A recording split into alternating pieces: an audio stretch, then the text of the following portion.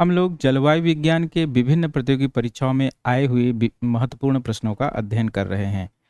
अभी तक हम लोगों ने लगभग जलवायु विज्ञान के 450 प्रश्न कर लिए हैं, तो उसी क्रम में आज इस वीडियो में हम लोग लगभग 40 से 50 प्रश्न जो है हल करेंगे। जलवायु विज्ञान के प्रश्न काफ़ी जो है कंसेप्चुअल होते हैं, इसे आप ध्यानपूर्वक इसीलिए समझेंगे। जैसे देखिए, प्रश्न संख्या 454 है, निम्नलिखित में से उस स्थिति में कौन सा सही है जब दाब प्रवणता बल कोरियालिस बल उत्पन्न हवा प्रवाह पर समान रूप से प्रभाव डालते हैं।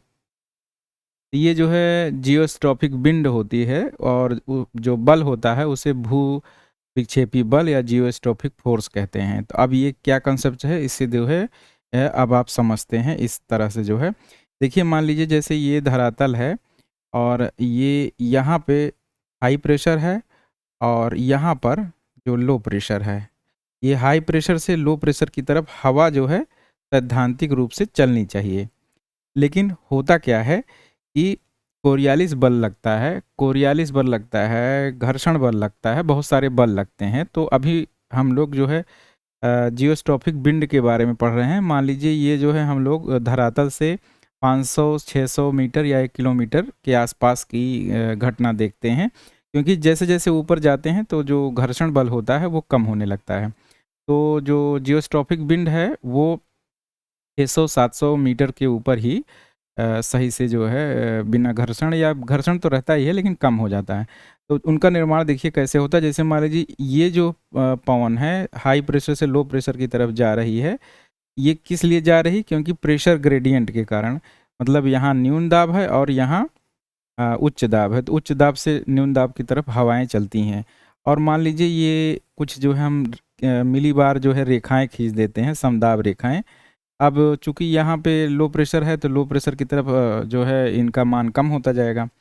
तो अब होता क्या है, जैसे विंड जो है यहाँ चल रही है, लेकिन कोरियालिस बल क्या होता है कि नॉर्थ गोलार्ध में एंटी क्लॉकवाइज कोरियालिस बल लगता है, क्लॉकवाइज लगता है, सॉरी क्लॉकवाइज लगता है, क्लॉकवाइज या राइट डायरेक्शन में। तो ये इस डायरेक्शन में है, तो इधर जो है कोरियालिस बल लगेगा, इधर कोरियालिस बल लगेगा। तो कोरियालिस बल लगेगा तो ये पवन इधर न जाके इस तरह जाएगी, और एक स्थिति ऐसी आएगी कि अब इसे देखिए थोड़ा सा और जो है अच्छे से बता देते हैं, थोड़ा मिटा लेते हैं। अब आप यहाँ समझ गए हाई प्रेशर किधर है और लो प्रेशर किधर है। तो मान लीजिए ये हम समदाब रेखाएं खींच लेते हैं ऐसे, और ये जैसे विंड यहाँ चल रही है प्रेशर ग्रेडियंट के कारण आगे इधर बढ़ रही है, लेकिन ये एक्चुअल में ऐसे नहीं जाएगी। ये जो है कोरियालिस बल मान लीजिए इधर ये लग रहा है, तो ये इसकी डायरेक्शन विंड की एक्चुअल में इधर होगी। और फिर जैसे जैसे हवा आगे बढ़ती जाएगी तो उसकी डायरेक्शन एक समय ऐसा आएगा कि प्रेशर ग्रेडियंट, ये वाली जो बल है, और इधर जो है कोरियालिस बल, दोनों एक दूसरे को बैलेंस कर लेंगे। तो जो विंड की डायरेक्शन होगी ये वाली डायरेक्शन होगी। यही जो विंड है इसको जो है जियोस्ट्रॉपिक विंड कहते हैं, और इसको जो है जो बल है ये जियोस्ट्रॉपिक फोर्स है। तो ये क्या होता है, ये विंड जो है क्या हो रही है, ये समदाब रेखाओं के समांतर जो है प्रवाहित होती हैं, और फिर जो है ये कुछ ही देर तक ऐसा रहेगा, फिर ये स्थिति बदलती जाती है, क्योंकि जैसे जैसे हवाओं की गति बढ़ती जाती है कोरियालिस बल का मान भी बढ़ता रहता है। कोरियालिस बल जानते हैं कि साइन थीटा के ऊपर जो है निर्भर होता है। जैसे जैसे वो उच्च ध्रुवों की तरफ जाते हैं तो साइन थीटा का मान जो है बढ़ता जाता है, इसीलिए इक्वेटर पर जीरो, साइन थीटा का मान जीरो होता है, तो वहाँ जीरो जो है उसका मान होता है। तो कुछ इस प्रकार जो है बल होते हैं, जिससे जो समदाब रेखाओं के सहारे समांतर जो विंड प्रवाहित होती है उसी को जियोस्ट्रॉपिक विंड कहते हैं, या जियोस्ट्रॉपिक फोर्स के कारण ये होता है। मेन होता है ये जो प्रेशर ग्रेडियंट है और ये कोरियालिस बल है, संतुलन में जब आ जाता है तब हवाएं इसके समांतर इस प्रकार प्रवाहित होती हैं। अब इसे कभी जो है और भी डिटेल जो है हम अध्ययन करेंगे। तो यहाँ पे प्रश्न में हमारा उत्तर जो है ये जियोस्ट्रॉपिक बल होगा, और जियोस्ट्रॉपिक विंड इसके कारण जो है चलती है समांतर समदाब रेखाओं के सहारे। और क्यों होता है? क्योंकि प्रेशर ग्रेडियंट और कोरियालिस बल दोनों संतुलन में आ जाते हैं, एक दूसरे को कैंसिल कर देते हैं, और फिर इस तरह जो है प्रवाहित होती है पवन। अब देखिए इसमें कुछ प्रश्न शायद जो है पहले भी छूट गया है। अब ये देखिए ये प्रश्न है, आल्प्स पर्वत के उत्तरी ढाल के सहारे स्विट्जरलैंड में बहने वाली हवा, स्थानीय हवा, तो ये फान है। ये भी कई बार क्वेश्चन आ चुका है, तो इसमें पढ़ने की जरूरत नहीं। अब ये देखिए ये वाला क्वेश्चन जो है अच्छा क्वेश्चन है, 453। वायु विषुवत रेखीय क्षेत्र जहाँ व्यापारिक पवन का अभिसरण होता है को अंतरा उष्णकटिबंधीय क्षेत्र कहते हैं, ठीक है। और ITCZ सामान्यतः मौसम विज्ञान संबंधी विषुवत वृत्त पर या उसके निकट स्थित होता है, तो ठीक है, दोनों सही है। और व्याख्या भी संभवतः कर ही रहा है, तो इसका आंसर ए हो जाना चाहिए। सही है। अब जैसे देखिए ये हमने अभी सीखा था ये कि जैसे देखिए ये क्या होता है कि ये विषुवत रेखीय है, मान लीजिए विषुवत रेखा है ये, और जो इसके सहारे 5 डिग्री इधर नॉर्थ और 5 डिग्री साउथ डोल्ड्रम की स्थिति होती है, क्योंकि हवाएं जो व्यापारिक पवन आती है ऐसे आती है और इधर वाली व्यापारिक पवन ऐसे आती है, तो ये जो है फिर यहाँ पे ऊपर उठ जाती हैं, तो यहाँ पे शांत क्षेत्र होता है, शांत क्षेत्र होता है, डोल्ड्रम होता है। और ITCZ जो है कहते हैं क्योंकि ये जो है अभिसरण करती हैं हवाएं, तो उसी चीज़ को ये व्यापारिक पवन जो अभिसरण करती हैं विषुवत रेखा के पास। और एक चीज़ और जान लीजिए कि यहाँ पे एक नया कॉन्सेप्ट है, फ्लोन महोदय ने बताया कि ये जहाँ पे ये ITCZ बन रहा है, ये जैसे मान लीजिए देखिए ये ITCZ जैसे बन रहा है, ये व्यापारिक हवाएं इधर आई ट्रेड विंड और इधर आई, तो बीच में हवा जो है ऊपर उठ रही है, तो एक हवा जो है इधर से प्रवाहित होती है, ये इसे दूसरे कलर में कर लेते हैं, ये हवा प्रवाहित होती है। इसको फ्लोन महोदय ने इसे बताया पछुआ, विषुवत रेखीय पछुआ पवन, विषुवत रेखीय पछुआ पवन, पछुआ पवन। इनकी डायरेक्शन क्या होती है, पछुआ पवन है तो इसलिए पश्चिम से पूर्व की तरफ ये प्रवाहित होती हैं इन विंड के बीच में। हालांकि ये जब पेटियों का स्थानांतरण होता है नॉर्थ में, जैसे पेटियाँ चली गई, तो ये जो मानसूनी हवाएं होती हैं क्या होती हैं, जैसे ट्रेड विंड है, अब जब ये इक्वेटर को पार करेगी तो इनकी डायरेक्शन ऐसे हो करके, फिर जब ये पार करेंगे तो इनकी डायरेक्शन क्लॉकवाइज हो जाएगी या दाहिने मुड़ जाएंगी, तो अपने जब दाहिने मुड़ेंगे तो ये इस डायरेक्शन में हो जाएंगी, तो ये दक्षिण पश्चिम मानसून जैसे होता है वो डायरेक्शन हो जाता है। तो ये भी पूछा जाता है कि पश्चिमी रेखीय पछुआ पवन कौन सी है और कहाँ प्रवाहित होती हैं, तो इसी में आप लोग ने ये भी देख लिया इस कॉन्सेप्ट में।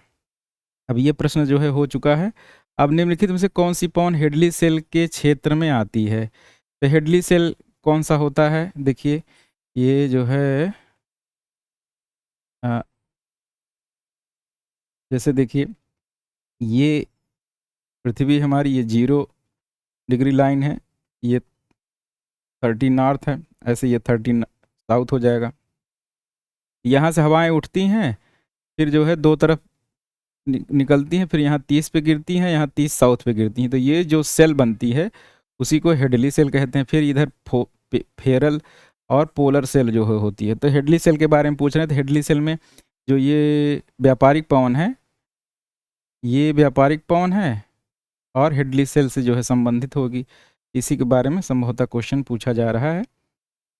देखिए कौन सी पवन सेल संबंधित है, तो ये व्यापारिक पवन से संबंधित हो जाएगी। व्यापारिक पवन ये वाली व्यापारिक पवन है, ये ऐसे आती है, फिर यहाँ से ऊपर उठती है, फिर 2 डायरेक्शन में 30 पे जो है ये उतरती है, तो यहाँ लो प्रेशर बन जाता है और यहाँ हाई प्रेशर बन जाता है दोनों साइड में। तो ये ट्रेड विंड जो है ट्रेड विंड से संबंधित है या व्यापारिक पवन से संबंधित है, हेडली सेल, यही चीज़ ये बताए होंगे। अब देखिए प्रश्न संख्या 456, ध्रुवीय जेट धारा या पोलर जेट स्ट्रीम के बारे में कौन सा कथन सत्य नहीं है, तो ये देखिए जो है इसमें देखिए कहीं भी जेट में अगर ये आए जेट प्रवाह में कि विषुवत रेखा में इनका क्या होता है, तो विषुवत रेखा में ये श्रिंक कर जाती हैं, लेकिन जो ठंडियों में होता है शीत ऋतु में ये इनका विस्तार अधिक हो जाता है, तीव्र हो जाती हैं, तो ये हमेशा याद रखिएगा। यहाँ पे दिए हैं इनका वेग ग्रीष्म काल में अधिक हो जाता है, तो ये उल्टा है, ग्रीष्म काल में कम हो जाता है, शीत काल में सबसे ज़्यादा होता है, ये हमेशा याद रखिए, चाहे कोई भी जो है जेट हो। ये तो पोलर जेट की बात कर रहे हैं, तो पोलर जेट देखिए जो है कहाँ बनती हैं, जो है ये जो यहाँ पे जो जहाँ पे 30 वाली जो है 30 है और 60 है, ये जो 60 वाली रेखा है, अक्षांश रेखा है, इसके ऊपर जो है पोलर जेट का निर्माण होता है। और यहाँ पे जो है 30 के ऊपर वेस्टर्ली जो है जेट का निर्माण होता है।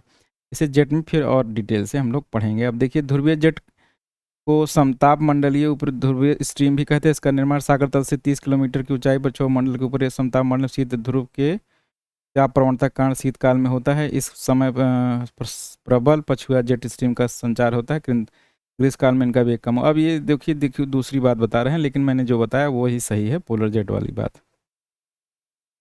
वायुमंडल द्वारा परिवर्तित ऊर्जा, जो वायुमंडल द्वारा जो है, जैसे ये वायुमंडल है, इससे जो परावर्तित ऊर्जा हो जाती है उसके बारे में पूछ रहे हैं। ये वायुमंडल को गर्म नहीं करती, तो ये सही है, बिल्कुल सही है। इसमें पूछ क्या रहे हैं, 457 इसमें पूछ रहे हैं आने वाली ऊर्जा का इसका भिन्न तरंग दैर्घ्य होता है। सामान्यतः दृश्यमान प्रकाश की तरह से लघु ऊर्जा होती है, जो कि वायुमंडल को भेदती नहीं है। और वायुमंडल के द्वारा अवशोषण के द्वारा वायुमंडल को गर्म करती हैं। तो इसमें क्या जो है पूछ रहे हैं, ये वायुमंडल को गर्म नहीं करती है, ये वायुमंडल को गर्म नहीं करती है, ये सही है, पहला सही होगा, वायुमंडल को गर्म नहीं करती है। हालांकि ये प्रश्न जो यूजीसी में आया था, तो उसमें आंसर तो इसका ये होना चाहिए, लेकिन जो आयोग ने, यूजीसी ने ये प्रश्न जो है कैंसिल कर दिया था और सभी को जो है मार्क दे दिए थे। तो इसमें यही क्लियर नहीं हो रहा था कि क्या पूछ रहा है। वैसे परावर्ती आप सोचिए, जो ऊर्जा जो कुछ सोलर आती है वो परावर्तित कर दी जाती है, वो वायुमंडल को कहाँ गर्म करेगी, इसका आंसर ए होना चाहिए। हालांकि ये क्वेश्चन कैंसिल हो गया था। अब प्रश्न संख्या जो है देखते हैं, 400 ये कौन सा है, 57 के बाद 58। अब देखिए ये है, इसको देखिए फैक्ट है, इसे आप याद करिए। इसमें जो मैक्रो लेवल पे जो हवाएं होती हैं, जैसे पछुआ हवा, ट्रेड विंड, ये सब जो है वो आती हैं ग्रहीय, इसको तो ये सही है। और माइक्रो लेवल पे जो चक्रवात, ये सब माइक्रो सही है। और मेसो पर भी जो है ये सही है, टॉर्नेडो, चक्रवात, ये सब आते हैं।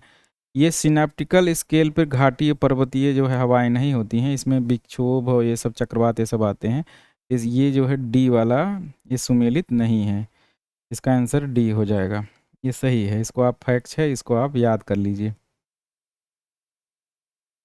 अब ये देखिए, विषुवत रेखा से ध्रुव की ओर बहने वाली भूमंडलीय हवाओं का सही क्रम क्या है। तो विषुवत रेखा पे सबसे पहले क्या होता है, व्यापारिक पवन होती है। विषुवत रेखा जैसे मान लीजिए ये है, तो सबसे पहले क्या है, अगर यहीं पे डोलड्रम दिया होता तो डोलड्रम पहले हो जाता। तो पहले सबसे पहले क्या, व्यापारिक पवन है। अब व्यापारिक पवन के बाद फिर यहाँ पे पछुआ पवन है, पछुआ पवन हो जाएगा। फिर उसके बाद ध्रुवीय पवन तो होती ही है, तो इसका आंसर बी हो जाएगा। अब ये जो है स्थानीय हवा है कौन कौन सी, यहीं पर देख लेते हैं। लू जो है राजस्थान मरुस्थल में, खमसिन मिस्र में है, चीनूक, राकी और फान आल्प्स। ये प्रश्न काफ़ी जो है पूछा जाता है और ये प्रश्न आ भी चुका है। 461 प्रश्न देखते हैं अब। इधर ये है कुछ, ध्रुवीय जेट स्ट्रीम के संबंध में निम्नलिखित में से कौन सा कथन सही नहीं। यह ग्रीष्म काल के दौरान उत्तर की ओर बहता है। यह पृष्ठीय झंझावात के परिसंचरण में ऊर्जा की करता है, इसका वेग ग्रीष्म काल में अधिक हो जाता है। देखिए यही, अगर जैसे ही ये पूछ देते हैं कि ग्रीष्म काल में वेग अधिक हो जाता है, क्योंकि हमने बताया कि शीतकाल में ये वेग अधिक होता है, तुरंत ही जो है ये आंसर हमारा जो है आ जाता है कि वेग ग्रीष्म काल में अधिक नहीं होता बल्कि कम हो जाता है। बस और कुछ देखने की ज़रूरत ही नहीं पड़ती। निम्नलिखित में से कौन, अब देखिए इसको जेट का बहुत अच्छे से हम एक बार सोच रहे हैं वीडियो बनाएं और अच्छा से बताएंगे। अब वैसे मैं इंटरेक्टिव पैनल ले रहा हूं, तो उसमें अच्छे से जो है बताएंगे, क्योंकि इस तरह जो है समझाने में दिक्कत हो रही थी। तो आप लोग बने रहिए। अब निम्नलिखित में से कौन सा स्थानीय शीत पवन है। तो इसमें जो बोरा है, बोरा के बारे में हम लोग कई बार पढ़ चुके हैं कि ये शुष्क पवन है। उत्तर पूर्वी पर्वतों से उत्तरी एड्रियाटिक सागर से प्रचंड बहने वाली पवन अधिकांशतः शीत ऋतु में चलती है। और चीनूक जो है वही अमेरिका की जो राकी वाली है। और खमसिन मिस्र में चलने वाली है।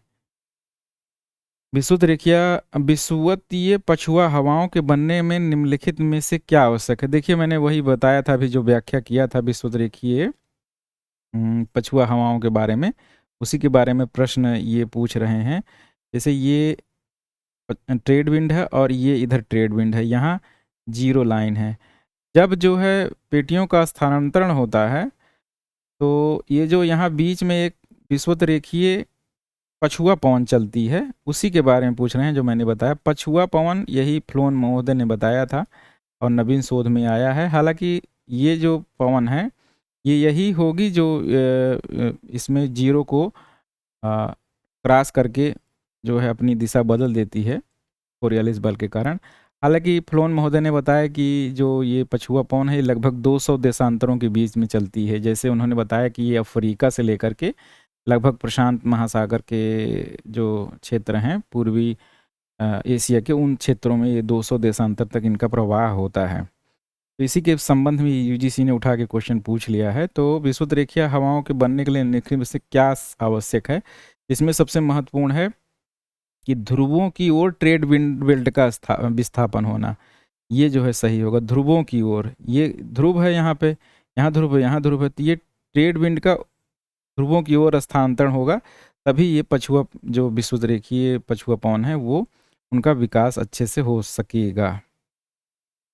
यही जो है पूछ रहे हैं। अब इसमें देखिए 2 ऑप्शन है। हाँ नहीं, सही है, सबसे अच्छा ऑप्शन यही सही है, विंड बेल्ट का जो है विस्थापन होना। निम्नलिखित में कौन सा पवन प्रभावित करने वाला कारक नहीं है। पवन को प्रभावित करने वाला कारक देखिए दाब प्रवणता के कारण ही तो पवन ही चलती है। घर्षण भी लगता है, कोरियालिस बल भी लगता है। चुंबकत्व का जो है कोई रोल नहीं है पवन के प्रवाह में। तो इसका आंसर बहुत आसान है। प्रश्न संख्या 465 देखते हैं।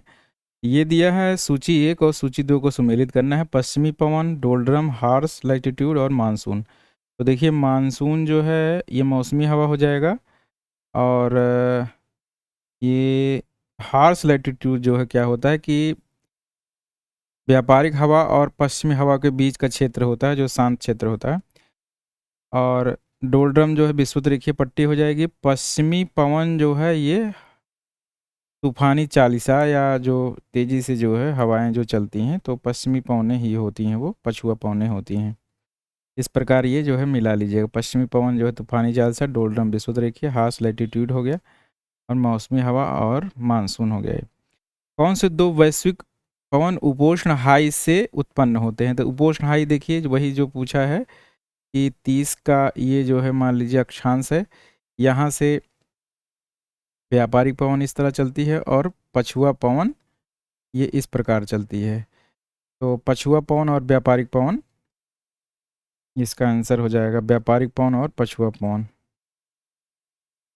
पृथ्वी पर एकमात्र वास्तविक रूप से अनवरत दाब कटिबंध है। दक्षिणी गोलार्ध उपोष्ण उच्चाई, उत्तरी गोलार्ध उपोष्ण उच्चाई, और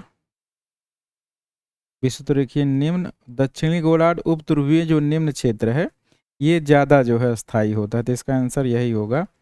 देखिए पृथ्वी पर एकमात्र वास्तविक रूप से अनवरत दाब कटिबंध दक्षिणी गोलार्ध उप ध्रुवीय निम्न वायुदाब कटिबंध है। यहाँ अंटार्कटिका महाद्वीप के कारण रहता है, जो पूर्णतः बर्फ आच्छादित महाद्वीप है। महासागर के जल का पृष्ठीय परिसंचरण निम्न में से किस तरह होता है। जो महासागर में जो जल होते हैं उनका प्रवाह जो है पवनों के कारण होता है। जो जल धाराएं भी चलती हैं उसमें खैर कई जो है कारक होते हैं। मेन होता है ऊर्जा स्थानांतरण का, गर्म का जो है ठंडे की तरफ स्थानांतरण होता है, ठंडे का गर्म की तरफ जो है स्थानांतरण होता है। लेकिन जो पवनें जल को प्रवाहित करती हैं उसी कारण मेन रूप से जल का पृष्ठीय परिसंचरण होता है। तो इसमें जो होगा आंसर वो होगा प्रवाहित पवन। पछुआ हवाएं, व्यापारिक हवाएं निम्नलिखित में से किन हवाओं का उदाहरण है। तो ये जो मेसो लेवल या बृहद लेवल के जो होते हैं, ये मैक्रो लेवल, मेसो नहीं मैक्रो जो है, मैक्रो जो बृहद लेवल या ग्रहीय पवन जो होती हैं।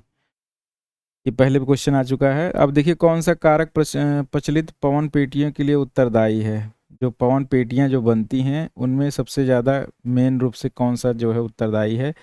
देखिए हवा का अक्ष का झुकाव, पृथ्वी के अक्ष का झुकाव, तो कहीं न कहीं डायरेक्ट रूप से ये भी संबंधित है कि जो हवा जो जो ताप कटिबंध बनता है तो वो झुकाव के कारण ही बनता है। पृथ्वी का परिभ्रमण ये भी कारण होता है, लेकिन हमें इसमें आंसर जो चुनना है वो सबसे सटीक चुनना है। तो सबसे सटीक और निकटतम आंसर क्या होगा? जो उच्च और निम्न वायुदाब पेटियाँ जो होती हैं और उसी के कारण जो है वो प्रचलित पवन पेटियों का निर्माण होता है। स्थल और जल विभेदीकरण तो ये भी नहीं होगा। मेन जो सबसे अच्छा आंसर यही होगा, उच्च और निम्न दाब पेटियाँ। जब उच्च वायुदाब होगा जहाँ से, निम्न वायुदाब की तरफ हमेशा हवा चलेगी। उच्च और निम्न वायुदाब पेटियां प्रचलित पवन पेटियों के लिए उत्तरदायी हैं। पृथ्वी के विस्तृत क्षेत्र एक दिशा में वर्ष भर चलने वाली प्रचलित पवनें उच्च वायुदाब पेटी से निम्न वायुदाब पेटी की ओर अनियमित रूप से चलती हैं। भूमध्य रेखा से ध्रुवों तक बहने वाली सतह के देखिए क्रम जो है निर्धारित करना। तो सबसे पहले डोलड्रम होता है, फिर व्यापारिक हवा होती है, फिर पछुआ हवा होती है, फिर पूर्वी वायु होती है। जैसे देखिए ये पृथ्वी है तो यहाँ पे डोलड्रम हो गया, डोलड्रम के बाद यहाँ व्यापारिक हवा हो गई, फिर पछुआ हवा हो गई, पछुआ हवा के उधर से ये जो जो हवा आती है ध्रुवीय हवा, वो पूर्वी हवा हो गई। तो ये जो है क्रम है इसका। 472 देखते हैं अब। देखिए ये भी क्वेश्चन आ चुका है कहीं न कहीं, जैसे कटाबेटिक विंड, टीनूक, सांता आना और फान। तो देखिए कौन कौन से ये मिला लेते हैं। कटाबेटिक विंड जो होता है उच्च भूमि में स्थित शीत वायु को कहते हैं, और चीनूक जो है पढ़ ही चुके हैं, राकी वाला। सांता आना कैलिफोर्निया की है। फान जो है आल्प्स ढाल से बहने वाली गर्म शुष्क हवा है। उपोष्ण कटिबंधीय जेट स्ट्रीम शीतकाल की स्थिति में किसके बीच घटती बढ़ती रहती है? तो जो है जो मेन होता है वो 30 के आसपास होती है। तो देखिए जो है जो शीतकाल में क्या होता है कि दक्षिण की तरफ सभी पेटियों का स्थानांतरण हो जाता है। हालांकि जो जिस जेट स्ट्रीम है वो 30 के ऊपर बहती है, तो दक्षिण की तरफ जब स्थानांतरण हो जाएगा शीतकाल में, तो ये इसमें जो सटीक आंसर होगा वो 20 और 35 के बीच होगा। देखिए सूची दिया गया है, Ferrel cell, Hadley cell, polar cell और अंतः उष्णकटिबंधीय अभिसरण क्षेत्र। तो इसमें देखिए क्या क्या होगा। जो फेरल सेल है, हेडली सेल है। सबसे पहले हेडली सेल देखते हैं। तो हेडली सेल जो है क्या हो जाएगा, उसमें क्या बहती है? व्यापारिक पवन, अभी हमने आप बताया था। हेडली सेल जो है ये देखिए, ये पृथ्वी है मान लीजिए, और ये 0 लाइन है, ये 30 है और ये 60 है। तो हेडली सेल जो है यहाँ ये वाली, ये हेडली सेल है। हेडली सेल, इसमें व्यापारिक पवन प्रवाहित होती है, व्यापारिक पवन से संबंधित हो गया। अब हेडली सेल जो है व्यापारिक पवन से हो गया, और फेरल सेल जो है किससे हो जाएगा? देखिए ये जो सेल है ये फेरल सेल है, ये पछुआ पवन से हो जाएगा। तो फेरल सेल जो है पछुआ पवन से हो जाएगा, और ये व्यापारिक पवन से हो जाएगा। पोलर सेल पूर्वी पवन से हो जाएगा। जो पोलर वाला सेल है ये है, ये पूर्वी पवन से हो जाएगा, ये पोलर सेल। ये पछुआ पवन इस तरह नहीं बहेगी, इस तरह बहेगी। और अंतरा उष्णकटिबंधीय क्षेत्र क्या है? वो निर्वात प्रदेश है। इस तरह आप जो है मिला लीजिए। केरल सेल पश्चिमी हो गया, हेडली व्यापारिक, पोलर पूर्वी हो गया, और अंतरा उष्णकटिबंधीय विसरण क्षेत्र जो है ये हो गया। अब देखिए दिया गया है बृहद मरुस्थल निम्न अक्षांश पर अवस्थित होते हैं। ठीक है, महाद्वीपीय विस्थापन के फलस्वरूप वे उच्च अक्षांश से हटकर निम्न अक्षांशों पे आ गए। ये बहुत अच्छा तो नहीं है, लेकिन अगर महाद्वीपीय प्रवाह हुआ है तो ऐसा हुआ भी होगा। ये दोनों कथन तो सही है, लेकिन एक दूसरे की व्याख्या नहीं करते हैं। देखिए भूमध्य रेखीय क्षेत्र में ग्रीष्मकाल में सूखे के लिए जिम्मेदार पवन से संबंधित प्रमुख घटना क्या है? देखिए जो विश्व जो भूमध्य सागरीय जो जलवायु होती है, जो वो 30 और 40 के आसपास जो अक्षांश होते हैं, 30 और 40 अक्षांश के आसपास होता है। अब जो है शीतकाल में क्या होता है, नहीं ग्रीष्म काल में क्या होता है, सबसे पहले देखिए ग्रीष्म काल में पेटियों का स्थानांतरण उत्तर की तरफ हो जाता है, नॉर्थ की तरफ। तो जो जैसे देखिए ये व्यापारिक पवन है, ये इस तरह चल रही है, तो व्यापारिक पवन जब इसका विस्तार जो है इस क्षेत्र में हो जाएगा 40 के आसपास, तो ये जो पवन है ये मान लीजिए ऐसे चलने लगेगी, तो ये स्थल भाग से जब आएगी व्यापारिक पवन, तो ये नमी नहीं रहेगी, तो ये वर्षा नहीं करा पाएगी। लेकिन वहीं जब शीतकाल होता है तो ये साउथ की तरफ जो है सभी पेटियों का स्थानांतरण हो जाता है। तो अब ये जो क्षेत्र है, ये जब ये पछुआ पवन है उस क्षेत्र में आ जाता है, जब वो उस क्षेत्र में आ जाएगा पछुआ पवन, मान लीजिए इसको दूसरा कलर्स कर दे, जब पछुआ वाले क्षेत्र में आ जाएगा तब ये समुद्र से हवा नम ले जाएगा तो उसमें बारिश होगी। इसीलिए भूमध्य सागरीय क्षेत्रों में शीतकाल में बारिश होती है। तो इसका मेन क्या कारण है, वो पेटियों का स्थानांतरण है। इसमें सबसे अधिक अच्छा कारण होगा ग्रीष्मकाल व्यापारिक पवनों का ध्रुवीय की ओर स्थानांतरित हो जाना। यही जो ग्रीष्मकाल में क्या होगा, ये वाली जो है जो ध्रुवीय पवन है इसका जो है पोलर की तरफ जो है स्थानांतरण हो जाता है।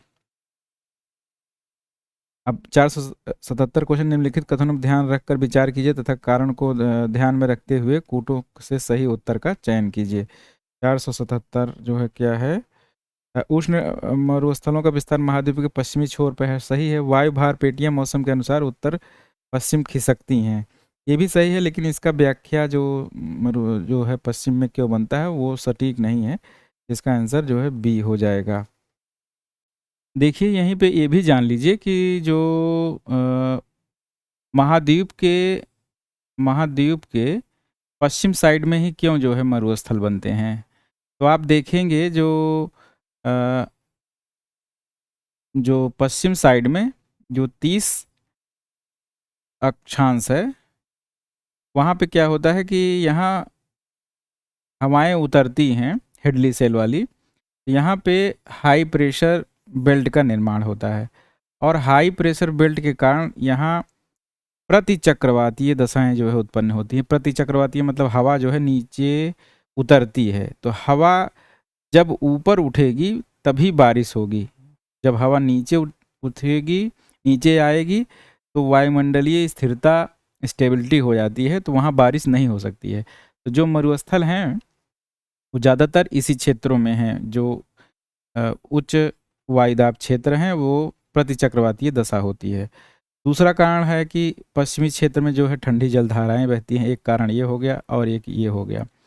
और देखिए जो चक्रवात उष्णकटिबंधीय चक्रवात चलते हैं, या जो व्यापारिक पवनें जो वर्षा कराती हैं वो इस साइड से कराती हैं। जैसे भारत की स्थिति ये है तो इस साइड से कराती हैं, तो जो पश्चिमी क्षेत्र में जो जाते जाते उनकी नमी जो है कम हो जाती है। ये भी कारण है कि पश्चिम क्षेत्र में मरुस्थल जो है पाए जाते हैं। तो ये सब मेनली 3 कारण हैं जिसके कारण जो है पश्चिम क्षेत्र में मरुस्थल जो है पाए जाते हैं। कभी इसका और डिटेल जो है वीडियो बनाएंगे तब इसको और अच्छे से बताएंगे। अब देखिए मानसून वाला जो है प्रश्न है, मानसून की आवधिक प्रकृति के विचार को सामने रखने वाले पहले भूगोलवेत्ता निम्नलिखित में से कौन थे। ये अरब के थे, ये बहुत आसान क्वेश्चन है। मानसून शब्द की व्युत्पत्ति जो है कौन से अरबी भाषा से हुई है, और निम्नलिखित में से किसने भारत में मानसून की उत्पत्ति का विचार दिया, तो ये अल मसूदी है। और जो है देखिए इसको डिटेल में थोड़ा पढ़ लीजिए क्योंकि ये इंपॉर्टेंट है। अल मसूदी ने भारत में मानसून की उत्पत्ति का विचार दिया था। अल मसूदी ने पृथ्वी को गोल अब आकृति की पुष्टि की थी। उन्होंने बंगाल की खाड़ी, हरकेंद सागर की मानसूनी हवाओं का वर्णन किया। अब देखिए हरकेंद सागर भी पूछा जा सकता है किस सागर के लिए कहा गया है, मौसम विज्ञानी की दृष्टि से किया था।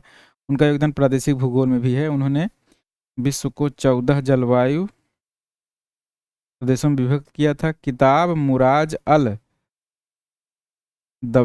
दहाब इनकी प्रमुख पुस्तक है।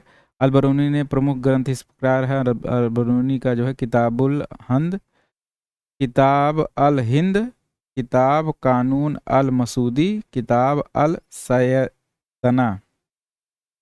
मानसून की उत्पत्ति संबंधित तिब्बत के उच्च पठार का तापीय प्रभाव को निम्नलिखित में से किसने महत्वपूर्ण माना था। तो इसका जो अध्ययन किया था ये कोटेश्वर एवं फ्लोन ने किया था। फ्लोन ने कई जगह बताया था, काम किया है, कोटेश्वर एवं फ्लोन ने किया था। तो अगर जैसे आपको आंसर ना भी आता रहे तो फ्लोन ने जो काफ़ी जो है यहाँ पे शोध किया है, तो फ्लोन अगर उसमें ऑप्शन रहे तो आंसर मार दीजिए, अगर सही है तो कोई बात नहीं है। देखिए, मानसून की उत्पत्ति के संबंध में उच्च तापीय प्रभाव को कोटेश्वर एवं फ्लोन ने बताया था। डॉक्टर कोटेश्वर के मत तिब्बत का पठार जो वायुमंडल में 5 किलोमीटर की ऊंचाई पर ऊंचा उठा हुआ है, 2 से 3 डिग्री सूर्यताप अधिक प्राप्त करता है। ग्रीष्म ऋतु में गर्म हो जाता है, जिसके कारण उनके तापीय प्रतिचक्रवात निर्मित हो जाता है। इसके ऊपर तापीय प्रतिचक्रवात निर्मित। अब देखिए, जैसे जो देखिए अगला क्वेश्चन भी इसी से रिलेटेड है। पहले देखिए इसको ही देख लेते हैं।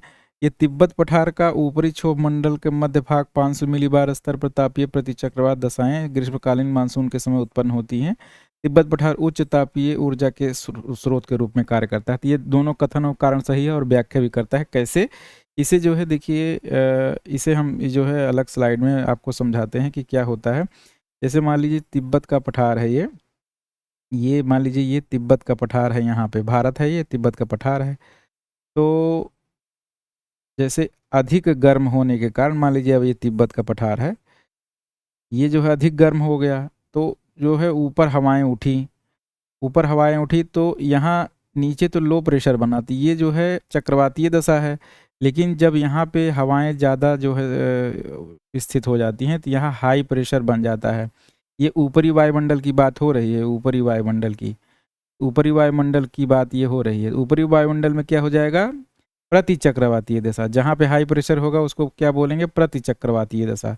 ये प्रतिचक्रवातीय दशा हो जाती है। और यहाँ चक्रवातीय दशा सतह पर, ये सतह है, ये तिब्बत के पठार की सतह है, ये ऊपरी वायुमंडल है, ये प्रतिचक्रवातीय दशा उत्पन्न हो जाती है। यही चीज़ ये क्वेश्चन में कहा जा रहा है।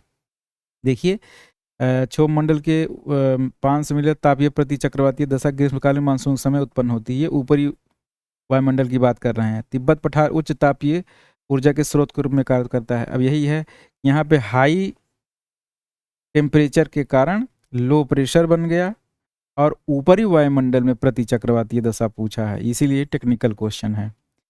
जब यहाँ लो प्रेशर होगा तो हवाएं ऊपर जाएंगी और यहाँ पे इकट्ठी होंगी हवा, तो यहाँ पे हाई प्रेशर बन जाएगा और ये प्रतिचक्रवातीय दशा होगी ऊपरी वायुमंडल में। इसी चीज़ को देखिए फ्लोन और कोटेश्वर ने जो है बताया था। देखिए यहाँ पे व्याख्या भी है। 2 से 3 डिग्री सूर्यताप अधिक प्राप्त करता है, ग्रीष्म ऋतु में गर्म हो उठता है, जिसके फलस्वरूप इसके ऊपर तापीय प्रतिचक्रवात निर्मित हो जाता है। इसके हिमालय के दक्षिण की पश्चिमी उपोष्ण जेट स्ट्रीम कमज़ोर होने लगती है और प्रतिचक्रवात के दक्षिण पूर्व में पूर्वी जेट स्ट्रीम का निर्माण होता है। पहले इसका आविर्भाव भारत के पूर्वी देशांतर को होता था, परंतु बाद में पश्चिम की ओर खिसकती हुई भारत, अरब सागर और पूर्वी अफ्रीका तक फैल जाती है। इस जेट स्ट्रीम के सहारे प्रवाहित वायु का हिंद महासागर क्षेत्र में अवतलन होता है, जिससे यहाँ उच्च दाब का बल मिलता है और दक्षिण पश्चिम मानसून का प्रादुर्भाव होता है।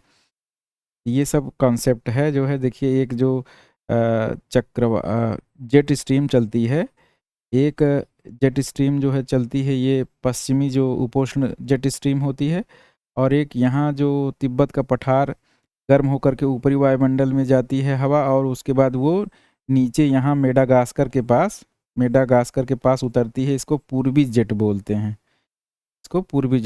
तो वही ये पूर्वी जेट की बात कर रहे हैं। अब इसे मानसून में और डिटेल से बात किया जाएगा। अब देखिए, जो जलवायु विज्ञान के ये प्रश्न जो है काफ़ी कंसेप्चुअल हैं, तो इस वीडियो में इतना ही रखते हैं। इसे आप अच्छे से समझिए, फिर और आगे क्वेश्चन जो है हम लोग फिर करेंगे।